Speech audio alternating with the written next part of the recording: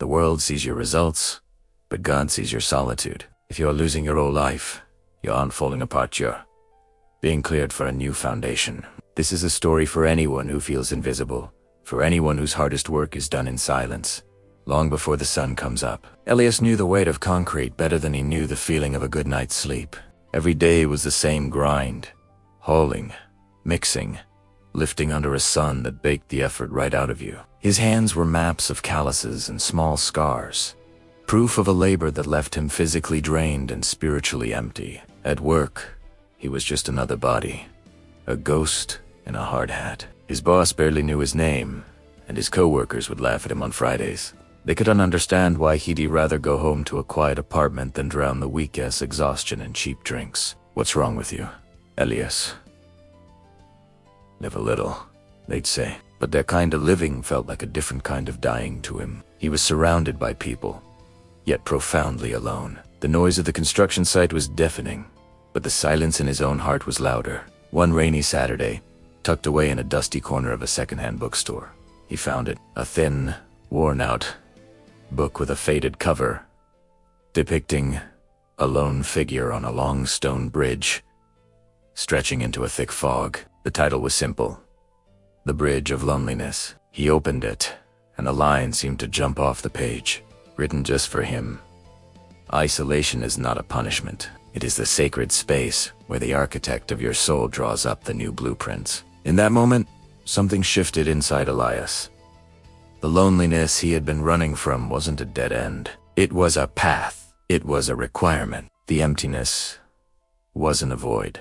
It was a space being cleared for something new to be built. His solitude wasn't a weakness. It was the quiet workshop where his future was being forged. The alarm clock's scream at 4 a.m. became his starting gun. While the city slept, draped in shadows and silence, Elias's world came alive under the glow of a single desk lamp. The rough hands that laid bricks by day now gently guided a mouse across a screen. He devoured books on architectural theory, sketched designs on napkins, and taught himself complex design software through sheer force of will. The city was his silent mentor. He studied the lines of the skyscrapers, the curves of the bridges, the way buildings breathed with the people inside them. Each morning was a battle against fatigue, a negotiation with doubt. There were no cheers, no applause, just him, his ambition, and the quiet hum of his computer. This was his bridge. Every sunrise he watched from his window was another stone laid, another step taken into the fog, trusting the other side was there. A year passed, then another. One afternoon, at a site for a new downtown highway, the project's lead architect was in a heated argument over a structural flaw in the blueprints.